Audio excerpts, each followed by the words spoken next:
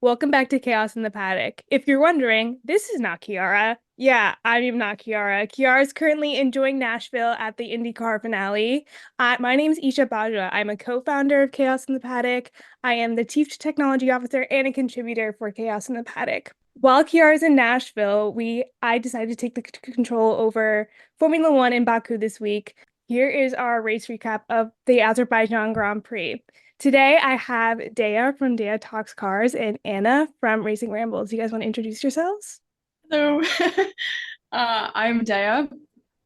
Daia Talks Cars. I make a lot of videos about IndyCar and F1 and a little bit of Formula E on a good day. And yeah, excited to be here. My name's Anna. I'm Racing Rambles on TikTok. I primarily cover Formula One, occasionally IndyCar, and you will see me spam stuff about MotoGP on my TikTok and my Instagram stories. And I'm so excited to be on the podcast. Yay! I'm so excited for you guys to be here. You can also find me on Silly Little Racing on TikTok, Instagram, Threads, X, but also follow us at Chaos in the Paddock. Well, look at our website. We sometimes post articles. It's pretty cool. It's pretty slay. First, let's just jump into it. So the first thing I do want to talk about is the crash between Perez and Sainz because that just came out of nowhere, especially the penultimate lap of the race. I feel like it caught everyone by surprise. I just do want to say everyone out made it okay. They both walked away from the crash. So, what do you guys think about it? I looked away for 2 seconds because I wanted to distract myself from Charles possibly losing P2. And the next thing I hear is Alex Brundle on F1 TV screaming about how Checo Perez and Carlos Sainz just took each other out on lap 50 of 51. I had literally just posted on Threads about how good Checo was doing, like literally like 20 seconds before the crash happened. I was like, Checo remembered who he was, king of the streets, and then the crash happens. And I was like, oh, spoke a little too soon. I was so prepared for a Ferrari podium, but then I was like hyped up, like, okay, Fifosi, my Ferrari cart's happening, and then just like the crash happened. I was like, jaw to the floor. We did get one Ferrari on the podium. That's It's just true. not the 2-3 we all wanted.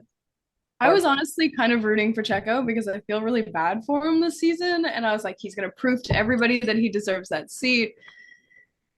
Yeah, He's the unfortunately. king of the streets for a reason, and we definitely saw the way he was racing today before the crash. He was able to catch Leclerc and like be part of the battle for first.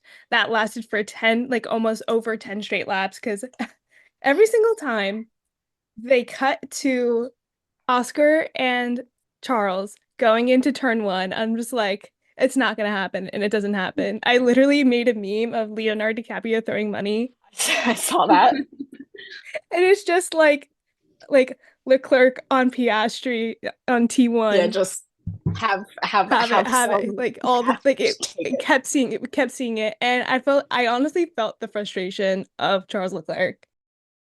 He Yeah. had so many opportunities to like make that overtake, but like didn't for like didn't for some odd reason. Like didn't have enough gap. He wasn't able to go wide or anything. And it was just like I think honestly he was looking after his tires again because of like I remember watching like the pre-race show on F1 TV and then talking about how it was so much hotter, just ambient and the track temperature. Like we all know how good Charles is with his tires. I mean, this is just the reverse of Monza from last weekend where we have Oscar in the lead instead of Charles, but they I was expecting what that last lap overtake in Vegas from last year. I thought he was gonna, especially when he was down to like 3/10 of a second behind Oscar going into turn one in that start finish straight. So yeah. I felt the frustration too. I'm like, come on, just take the lunge, take the lunge. And the both times he tried, he failed because Oscar would not give up the racing line. That's my king.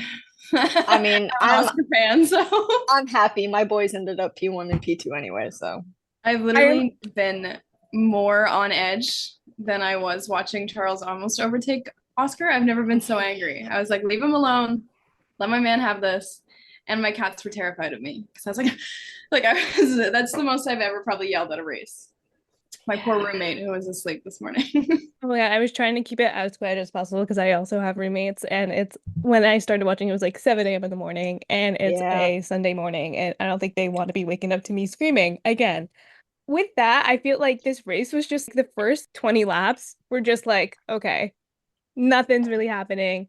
I Yeah. know, Anna, you were surprised that there was no turn one chaos. I mean, everybody was. Because what, before Lewis's pit lane start due to taking what, like 4 different components outside his allocated amount for this season, it was like, I think P4 down or P3 down, it was Carlos or whatever the top group was.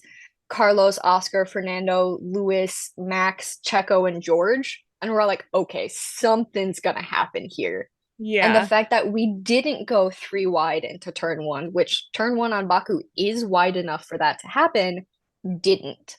Oscar didn't have the best start, neither did Carlos, but Charles got off that racing line and there was no chance to have 3 wide going into turn one, at least not in like the top, I'd say 4. There was Like, a little bit though, wasn't there? Because Yuki and Lance made Yeah, but contact. that wasn't like the top turn group. one, but that happened farther back. Also, poor Yeah. Yuki. yeah, poor Yuki. His Yuki. side pod was completely like ripped to shreds. And then we just see him out of his car. He's like, oh, I guess he's done. That happened again. He's not having the best run of races. He's not. He had some of the worst luck. Like if you look at his luck last season, it was probably the worst on the grid. Like if someone was gonna get hit by a flying tire, it was Yuki every single time. Like Yeah, wasn't it? I think it was Monza last year. He didn't even finish the formation lap yeah, because his engine just went nah. yeah, poor guy. Anyway, but yes, to sum that up, I was very surprised that there was no turn one chaos. I was expecting it on a tight, twisty street circuit like Baku. Yeah. Especially with what that Like top 8 anything. was. The lack of safety cars in the last couple of races, honestly, good that no one's ever getting injured. Right. We never want that, but we need some excitement.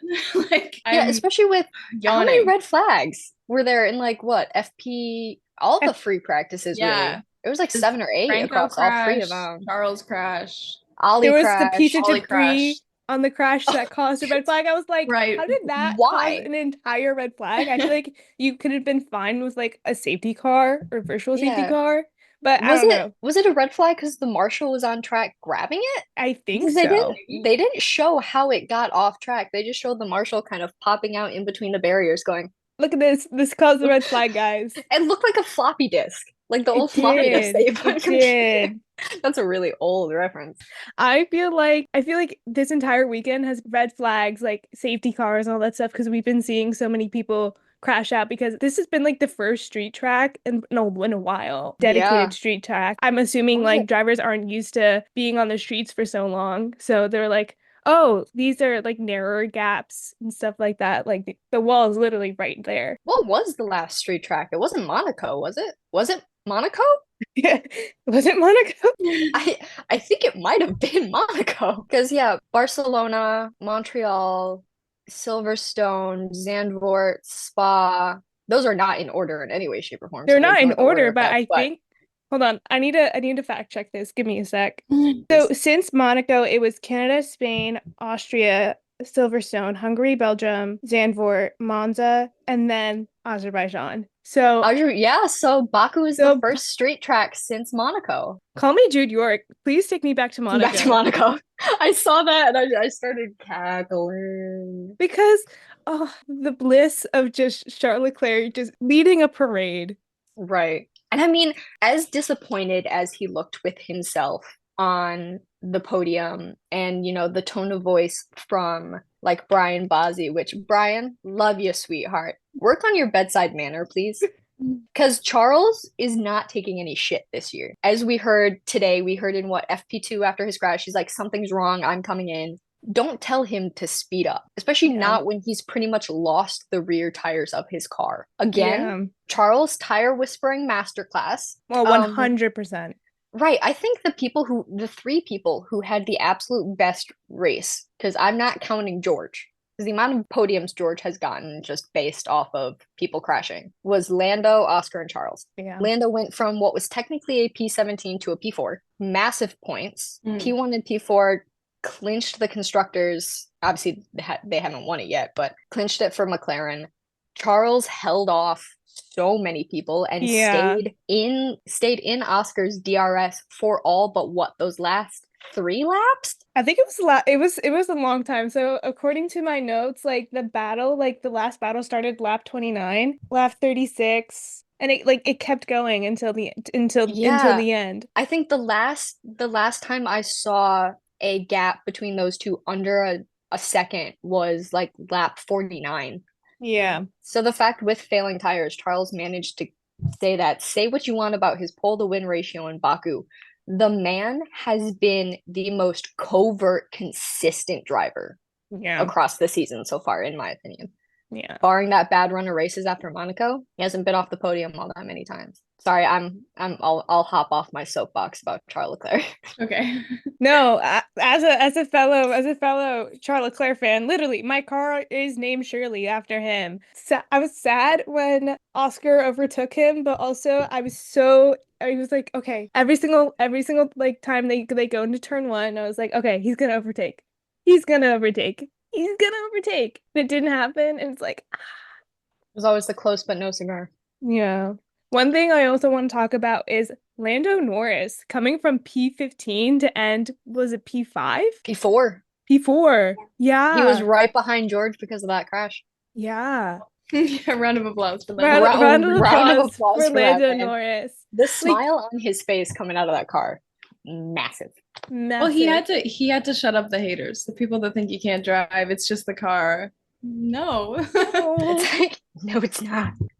My favorite was watching the LN4 Twitter account be like, that's another overtake. That's another like they counted it down. It was so good. He overtook half the grid and Another then one. lapped. Thank you.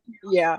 Another one. Thank you. It was just like, here, have some more. It's that Leonardo DiCaprio meme, except instead of Charles versus Oscar, it's Lando overtake. Lando overtake. One thing that was constantly said more. and like the broadcasts I watch is Lando Norris needs to have at least 8 points consistently for every race ahead of Max Verstappen to possibly win the World Drivers' Championship. Do you think he's still in contention? I say yes. I'm gonna wait until after Singapore Mm. because Singapore is traditionally not really the strongest circuit for Red Bull or McLaren. Yeah. It's traditionally a stronger circuit for Ferrari. And I mean, we've seen their car has been far more consistent this year, as well as their strategy calls, than it's been in years past. But I'm gonna wait until that like fall break, as we've all kind of been calling it, that like month off that we have between Yeah. Singapore and Coda, before I really start to say if Lando is truly in contention for a championship. Mm. Because I think the circuits coming up after that break are more to Red Bull's strength. And obviously, they're going to spend some serious time in the simulator and the factory looking over what's wrong. I feel like he has a shot because Red Bull seems to have completely fallen off whatever horse they were on. But I just think that McLaren's strategy calls and like the other side of the team, like it never works out. And so you never want to get your hopes up as a McLaren fan for either driver because something is going to happen and then you're going to be punching a wall. But I do think there is a chance there, but I don't want to jinx it because then I'm going to be upset at the end of the season. Are the McLaren fans understanding how us Tifosi have felt the last couple seasons? Oh my God, yes. With what did Delta Tom FP1 call it? Pumpkin spice rules? Pumpkin spice rules, yeah. As silly as we've been making fun of them, if Lando starts like qualifying higher than Oscar, I don't want to say it's gonna get kind of contentious in that team, and maybe that's like what Daia said. Those strategy calls are gonna start becoming hit or miss. I think Lando's dropping the reputation era kind of hints with the change of his profile picture. And he's like, I'm not playing around. I'm here to win, and I'm here to win. I could kind of say the same thing about Charles. Charles is starting to take after Carlos a little bit and starting to make his own like strategy calls in the car. Yeah. Like what was it? It was like in the late lap 30s, early lap 40s, they were kind of hinting about pitting Charles again. Oh, and when Charles they said just plan C, and he was like, "That's stupid." Like, that's stupid. Yeah, just straight off the bat. Yeah. Silence. I kind of wish I had popped like his onboards up somewhere and like listen to see if there was any radio messages after that. Yeah. Charles was real quiet Yeah. after his pit stop. Also, can I ask, does anybody else know where that 5 second buffer went? Because that was a good pit stop, I think. Because Charles had like a 5 to 6 second buffer, and then he comes out of the pits and it's gone. Yeah. I don't, because I RIP don't, 5 second buffer. yeah. RIP 5 second buffer. I miss you. But like the Because one thing I loved and I like sincerely missed from last year is the consistent battle for first place because it kept me on my toes. Like I took a photo because I was watching the timing screens, like the three dots of Oscar Piastri, Charles Leclerc, and Sergio Perez were literally so close you can barely see like whose dot is yeah. whose. It just reignited my love for Formula One because I don't want to say we were deprived of it, Yeah. but we like knew like at the start of every race weekend that Max Verstappen's gonna win, and now we're seeing his dominance wane. He was complaining especially on lap 14 that his brakes weren't working, and especially hmm in a race like Baku, you definitely need your brakes working over time. I mean, I remember in the lead up to this weekend, F1, like the F1 Instagram and like their TikTok will post old clips of previous races at these tracks. And one of them is like we all know Daniel Ricciardo kind of has the nickname the last of the late breakers. He had a triple overtake at Baku in I want to say it was 2017, somewhere around there. And it's Max was struggling with what Daniel was succeeding with was he was late breaking, but Max didn't have that ability at all today. So the fact that he kind of maintained the position he had is a little insane to me. I kind of Yeah, want to what see him win again. I feel nostalgic. Oh yeah. I only become like a fan of someone when they're losing. So now it's like a Oh, so are you a Seb fan? hmm? Sorry, that was mean. No, what? Are you a does that mean are you a Seb fan? Yeah. I mean, I am too, but He's what got me into the sport. So I gotta stick with is that why Seb you're like and an Aston Fernando. Martin fan? Was Yeah, that what Fernando initially got you into the team? Alonso is my number one. I That forgot is my you're a man. Fernando. You're a Fernando girly. Where is he? He's there. You love that old Spanish war criminal. And I will admit, even though I feel like you can't say this anymore, I did like Lance Stroll. As a I mean, Canadian, you as a can't say it Montreal after resident, you can't I say that after today. At least not for no, like the next couple days. I'm also a Yuki fan. I kind of like everybody. Well, that's not true. I like one person per team, I guess. I mean, I feel like that's what most people are like. Because then you Unless always they're have just something die you're- hard that team. Yeah, I feel like well, Aston Martin's like my team if I had to pick one, but like I like everybody a little bit. Yeah. One But thing I Oscar and wanted to Fernando are say, like my ride to die. yeah. Mhm. One thing I wanted to say is that without our American homeboy Lurgan Sargent, we probably could have gotten his safety car earlier within the race instead of the penultimate lap. But let me just say, Franco Did so well. is amazing. The He babies did both got amazing. points. The Yeah, babies both got points. Wait, okay, hang on. my Williams One, wall two. over there is thriving. We're happy. What did Franco ended up with 3 points? P9? No, No, he was P8. he was P8. Yeah. Yeah, because Alex Albon ended up P7. Yeah. Franco was Oh, P8. right. I don't remember who was P9. And then Lewis. Ali ended up. Seven. Oh, Lewis was P9, and then Ali was P10. Ollie So was. Ali I Behrman might go to walked away with a Chipotle point. after It's a good this to celebrate Ollie Behrman coming into the points. Maybe I'll order a quesadilla for lunch or to watch with the IndyCar finale later to celebrate in my own way. But Williams really stepped it up, especially did. like in qualifying, they made it into Q3. Like both of them made it into Q3.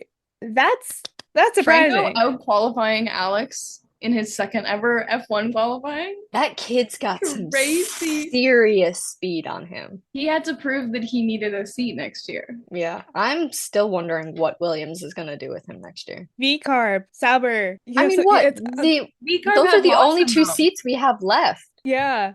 Yeah, I mean, V-Carb's not gonna take anyone is not but gonna Liam if they're gonna swap Danny out of that seat. Can you imagine 5 rookies next year? If mean, V-Carb A took quarter it of the grid, a Seven. quarter of the grid would be rookies if that happened. That'd That be would an be so- insane season of total chaos.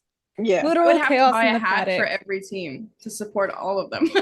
I know. I'm already dreading the day that I have to buy a Haas hat. I have to buy an Alpine hat, so That's true. Oh God, I have to buy an Alpine hat too. That's my man, Jack. I have to support him. I I need to love buy a both Lewis the Hamilton doing. Ferrari hat. My favorite driver going to my favorite team. Mm. That's fair. I need that I in my love life. both the doing men. I love them. Because I I mean the love kid Lewis, grew but up with Michael Schumacher as like an uncle figure. Of course the kid's got some skill on True. him.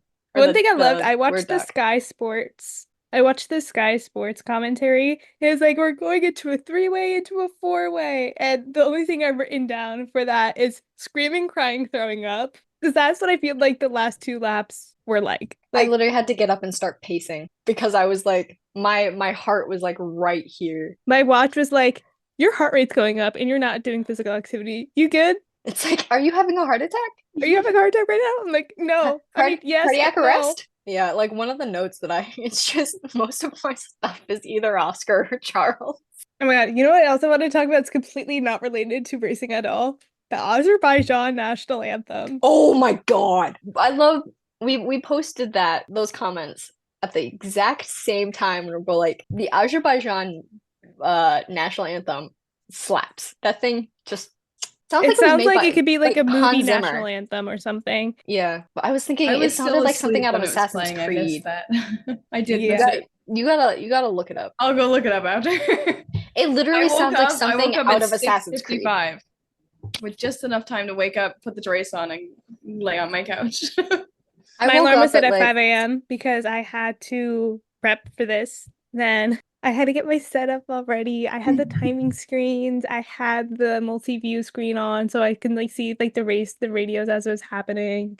I gotta get It was a vibe. multi-viewer. Yeah, I you have got to get multi-viewer. I have to get multi-viewer just so I can like do that because like usually I have my phone, my laptop, and my iPad, but it's not enough, especially not with like how the season's been going and we're just constantly looking here, there, and everywhere, and then texting our friends going, "Oh my God, did you see what just happened?" Like everyone's freaking out because we're just looking at that last lap crash, going, "What just happened?" My jaw was literally like mopping my floor. Like It was like I thought like the most exciting thing was going to be Charles constantly trying to overtake Oscar. one thing we do want to talk about that's not race news, that's didn't come out of the race, is Nui going to Aston Martin. Daia, I can see your Aston Martin hat. The smile on your to rep my face. green. I'm very excited.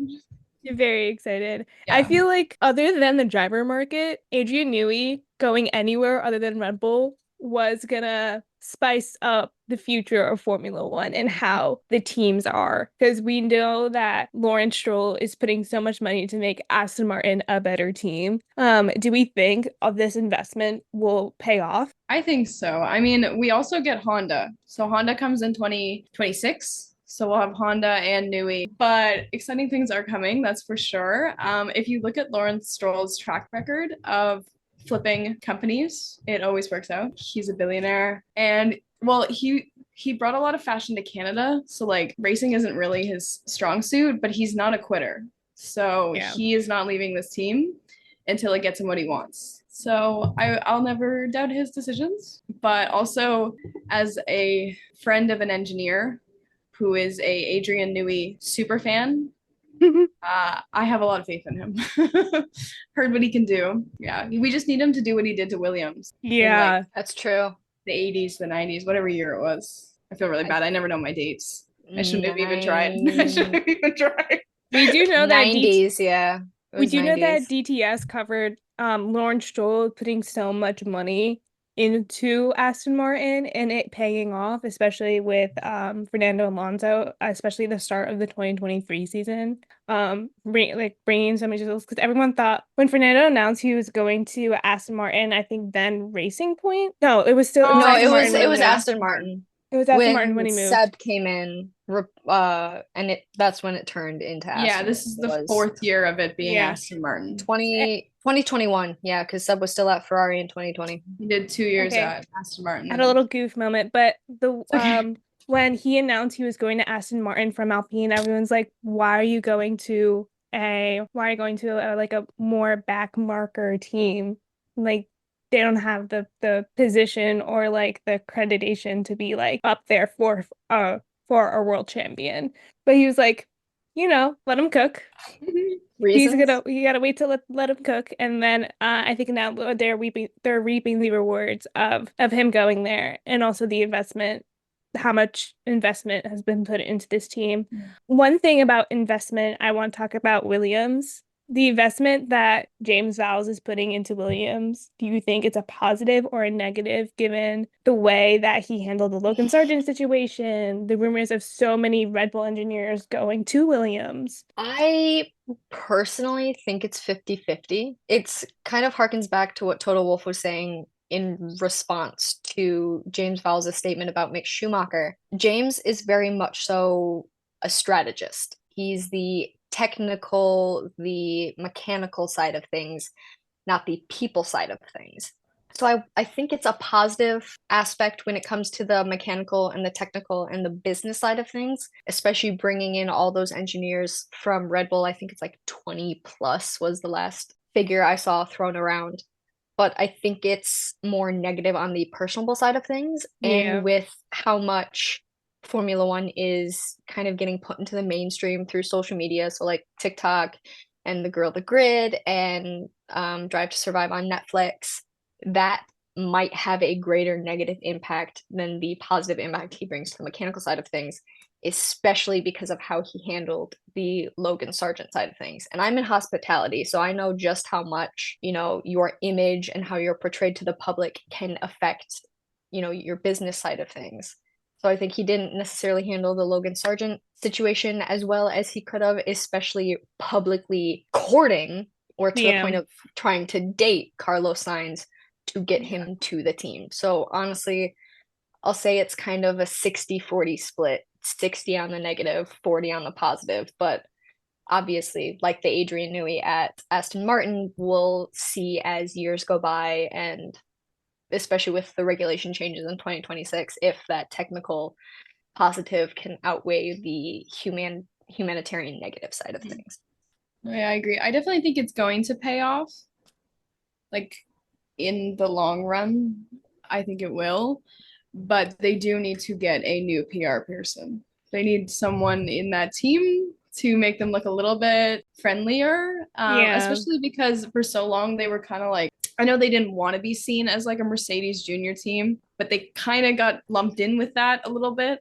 And so then to Yeah. try and be like, we're actually our own team and like, we're not dealing with juniors and we want to be taken seriously, they need to fix that a little bit. Get the drivers doing like TikTok dances or something, like prove that you want people to like you, Yeah, and then the bring money back the will come rolling. family, Yeah, because that's the how happy Williams used family to that they be were like, courting. we're Yeah. this family. And yeah, no, I definitely think their image is not great right now.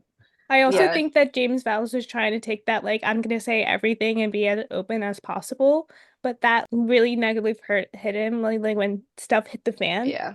with Logan Sargent, because you obviously have to make that tough choice as a boss to do, like, okay, if we keep this person, is gonna like who keeps winning the world's Destructors Championship. Yeah. Um, but that also brings negative press in, and you're trying to be so open and so communicative with people, to the media, to social media.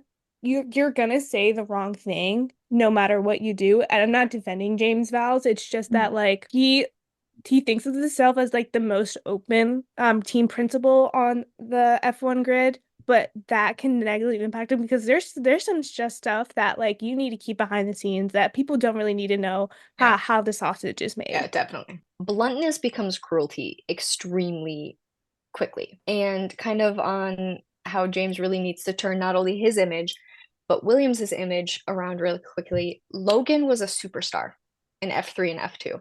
He Yeah. was their first academy driver that was a Williams academy driver, not a Mercedes junior, not like a George Russell that was just on Williams before the Mercedes seat opened up. He was their first like homegrown kid that made it all the way up to F1. And with what we've been seeing recently, and I'm not knocking Franco Colapinto when I'm saying this, he got an opportunity, he took it. He had been with Williams 6 months or less before he got promoted up to F1 to cover those last 9 races of the season. Whereas you had like Zach O'Sullivan and Luke Browning that had been with the academy and with the team far longer.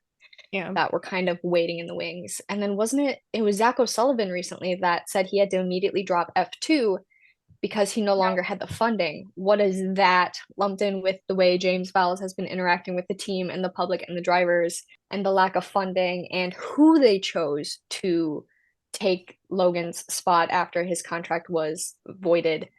How is that going to affect what James is essentially going to have to do, as in like putting out the fires? Yeah. Because like they have so much going on the personal and the monetary and the technical and the development side of things that I really think they're going to have some reconstruction to do over the winter break more than they probably thought they were going to. Well, it's also not a good look because like a lot of people, I don't know, I loved Logan, but I felt like he stayed an extra year because of the funding that he gets from being the only American on the grid.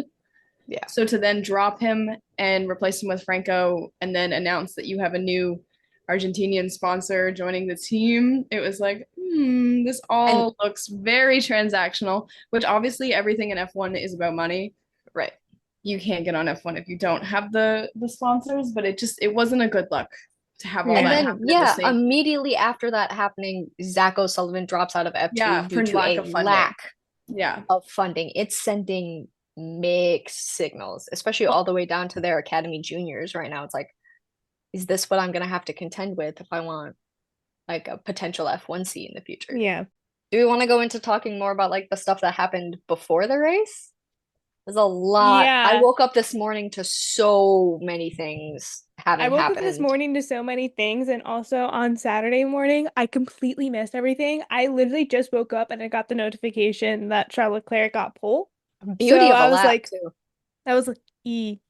I completely missed like FP3 and qualifying. So I got all my news from everyone who I follow on TikTok, like about Charles Leclerc getting pole, Lando Norris out in Q1, Williams entering Q3. Ollie Behrman barely missed Q3 by like a tenth, I think. Yeah. Which I know we were all thinking, like obviously when he ended up being a super sub back in Saudi Arabia in the beginning of the year for Carlos Sainz when he lost his appendix.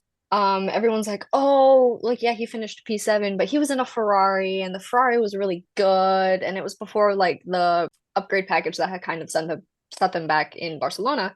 Everyone's like, oh, he's just in a Ferrari, obviously he's gonna do well. Well, he's in the Haas he's pretty much going to be driving next year. And yes, he only technically gained one position. He qualified 11th and he finished 10th, but that's still 10th. That's a point in Yeah. a Haas. Yeah. So do not count out Ollie Behrman, Yeah. especially with the fact that 2025 is going to be an absolute wild card season. So right now we have 3 confirmed rookies going in. Kimmy, Yeah. Ollie, Jack. Jack. I've seen rumors of the V-carb seat, so it could be 4. Could be 4. Right now it's confirmed 3. Confirmed 3. Mercedes, Alpine, Haas.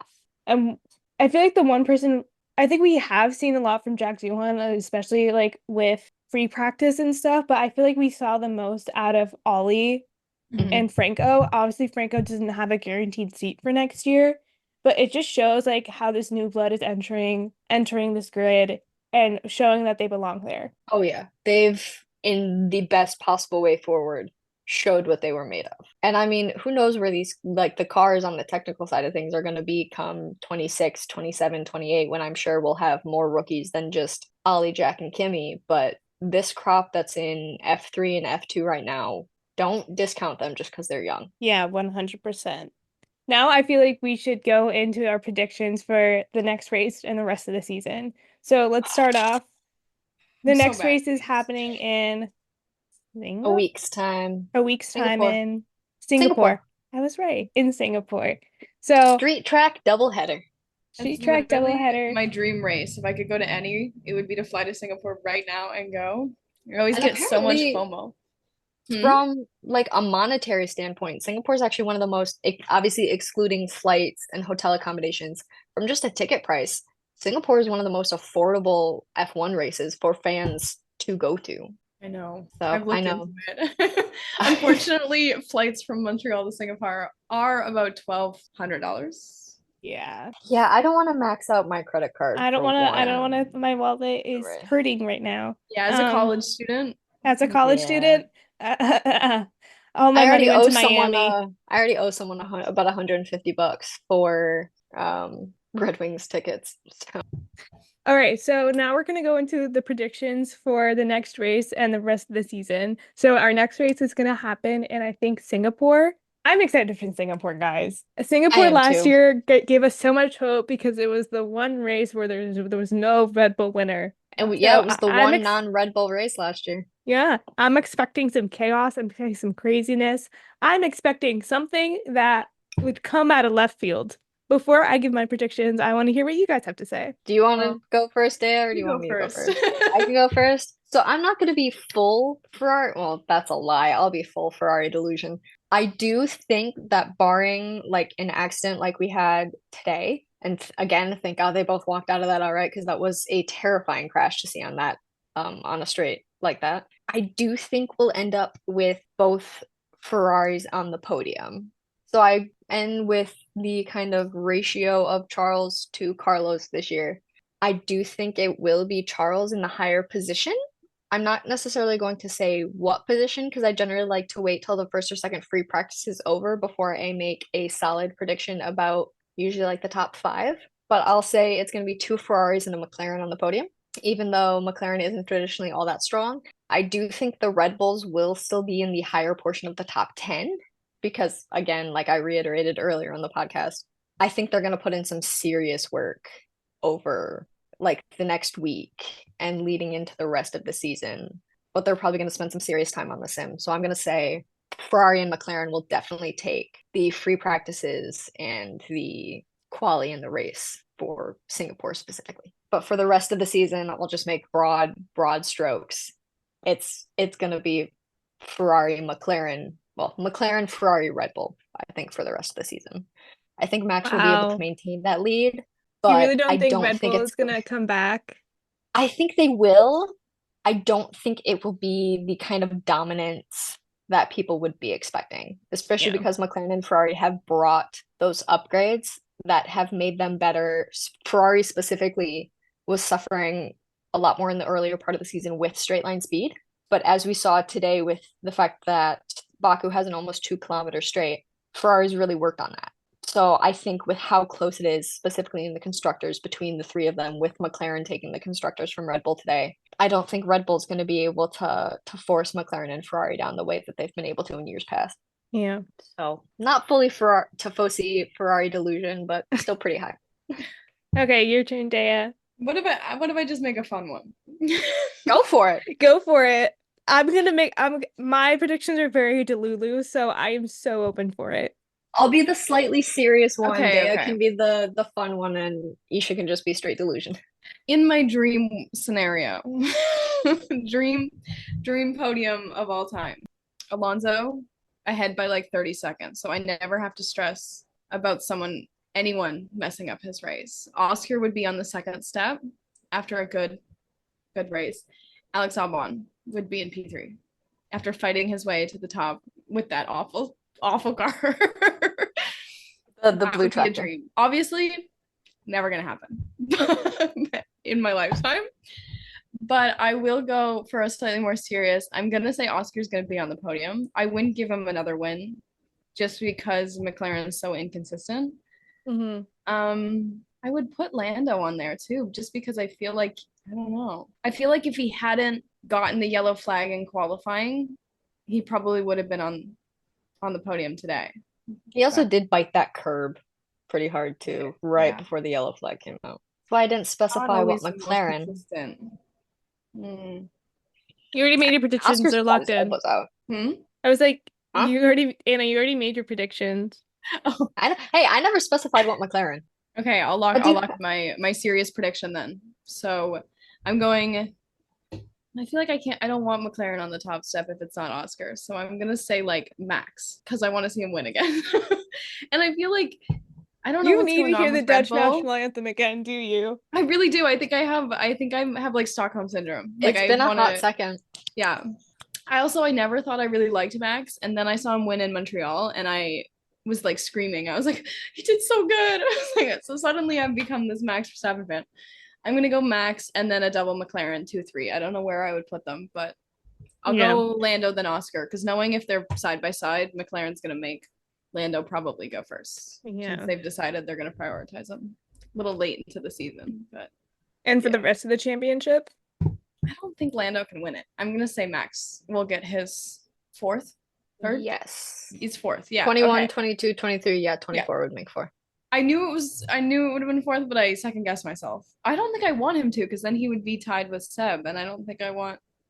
I honestly, I don't think he's gonna get another one. No, At least not. I don't think he'd get 5 consecutively. Oh, like another one after this year. Yeah, I think 4 might be his max, especially if Red Bull doesn't have like a good car. The man seems to be It's getting true. a little bit bored. yeah. I feel like he's gonna leave. I mean, I'd see him doing a season or 2 of WEC, Yeah. and then He's like gonna wanna do maybe something focusing like- more on his sim racing. Yeah. Like try and do like the triple crown maybe. Mhm. No, he wouldn't do I any don't know if he'd get the triple crown. He'd have to find a way to get the 500. and I don't think he'd want to. Well, No. Then me going into my crazy Delulu predictions, I think that we are gonna see Checo come back on top. He has his mojo back with the street tracks. I think he's gonna keep that mojo going, and then he's gonna end up on the podium. I don't think he's gonna get P1, but I think he's gonna be up there. Then I do Carlos Sainz. I really want him to have a smile on his face. I don't want them to crash out again. I really think he can win again in Singapore, and I think I'm gonna put Charles in P2. So I think my podium prediction for Singapore is Carlos, Charles, and then Checo. 3 C's. Yeah, the three C's. A 3C podium. 3C podium. Very Tifosi Delulu. I'm just completely ignoring McLaren in this because I just want the Tifosi to be on top. I want to bring back Australia, the Ferrari one too. Oh my God. That was a good race. That was a good race. And then for the rest of the season, I do think we're probably gonna get not a rematch of Abu Dhabi 21, but like Abu Dhabi 21, Norris and Verstappen, and I'm hoping that Verstappen gets a taste of his own medicine. That You think the WDC is going down to Abu Dhabi? I really want to. I would love for that to happen because then we can get a rematch of not a rematch, but like the same vibes. A reimagining. Reimagining of Abu Dhabi 2021, and then Max Verstappen get a taste of his own medicine. I'd vibe with that. Vibe with that? All right. I do want to pose a question. Where do you think the constructors championship is going? Because I think Red Bull, McLaren, Ferrari are all covered by like 30 points or less. Yeah, I think it's gonna go to McLaren. Actually, hang I'm on, going McLaren too. let me pull it up specifically to actually judge where they are. Give me Wasn't one it second. up until this weekend? So This is it's the first covered time. by 49 points. Because you have Ferrari at 425, Red Bull at 456, and McLaren at 476. So it is covered by 49 points. I honest to God think it's going to be McLaren, Ferrari, Red Bull. But it's going to end up being real close. It's going to end up being what it was between Ferrari and Mercedes in Abu Dhabi last year, between Ferrari and Red Bull. But just looking, Mercedes is too far back right now. And with the consistency problems they've been having between George and Lewis, and one is always higher than the other, and one is always in the points and the other isn't 9 times out of 10. It feels like I think they're too far back. I think that gap in the constructors really has opened between third and fourth. Yeah. And that's actually not all that delulu to say anymore. No, it's not that all delulu to say anymore. If you told 2023 me right now that there's going to be a fight for the drivers and constructors championships, I would have called you crazy.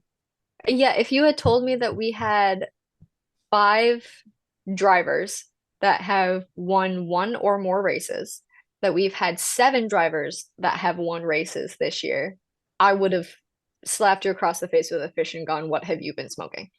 Because just the utter turnaround between 2023 and 2024 is insanity. And I know I use that term a lot, calling things insane, but it honest to God is wild. Yeah. How quickly things can change over the span of what? It's about 100 days between Abu Dhabi and preseason testing, Yeah. give or take a Also little bit. shows how important having Adrian Newey is Because Yeah. when he leaves Yeah. you, your team is stuck. Also, can I say just how irritated Christian Horner sounded when that the Adrian Newey news is like dropped and fully confirmed, and he's like, he still has the RB17 project to think about. I'm like, my guy, I don't think that's what he's thinking about anymore. He's gonna enter his senioritis moment. We all He do. already is. He's just like, nah. When does that Nah. man's gardening leave actually start? Because he can join Aston Martin March 1st, 25. Or does he really? He can't I mean, really. he doesn't really I have looked a into it. gardening leave.